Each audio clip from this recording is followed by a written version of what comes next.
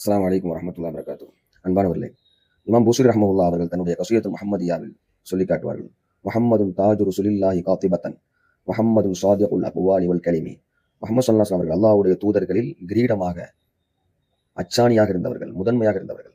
முஹம்மது ஸல்லல்லாஹு அலைஹி அவர்கள் சொற்களிலும் வார்த்தைகளிலும் உண்மையை பேசக்கூடியவர் என்று சொல்லி காட்டுவார்கள். ஆம், இப்னு அப்பாஸ் ரதியல்லாஹு அன்ஹுமா சொல்லி காட்டுவார்கள். ஒரு சமயம் சஹாபிகள் எல்லோரும் அமர்ந்து நபிமார்களின் புகழை பேசிக் கொண்டிருந்தார்கள். ஒரு சஹாபி சொன்னார், இப்ராஹிம் அலைஹிஸ்ஸலாம் அவர்கள் அல்லாஹ் கலீலாக தேர்ந்தெடுத்துக் கொண்டான். இன்னொரு சஹாபி சொன்னார்கள், மூசா அலைஹிஸ்ஸலாம் அவர்கள் அல்லாஹ் கலீமாக தன்னோடு பேசக்கூடிய வாய்ப்பை கொடுத்தான்.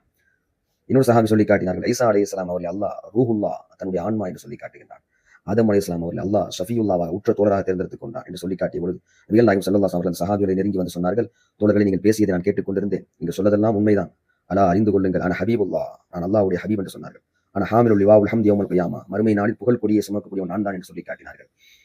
நான் தான் முதலில் ஷஃபாஅத் செய்யக்கூடியவன், என்னுடைய ஷஃபாஅத் தான் முதலில் ஏற்றுக்கொள்ளப்படும் என்று சொன்னார்கள். வான் அவ்வளு மை யுஹர்ரிகு பாபல் ஜன்னத்தி, சொர்க்கத்தின் வாசலை முதலில் அசைக்கக்கூடியவன் நான் தான், எனக்கு தான் முதலில் அது திறக்கப்படும். என்னோடு ஏழை முஃமின்கள் உள்ளே நுழைவார்கள். ஆனா அக்ரமுல் அவ்வலீன வல் ஆகிரீன யௌமல் கியாமா, முதலாவது நபரிலிருந்து இறுதி மக்கள் வரை எல்லோரிலும் சங்கையானவன், மிகவும் சங்கைக்குரியவன் நான் தான் என்று நபிகள் நாயகம் ஸல்லல்லாஹு அலைஹி அவர்கள் தனக்கு அல்லாஹ் தந்திருக்கின்ற சிறப்பை சொல்லி காட்டுவார்கள். திருமதியில தாரமில வரக்கூடிய ஹதீஸ்.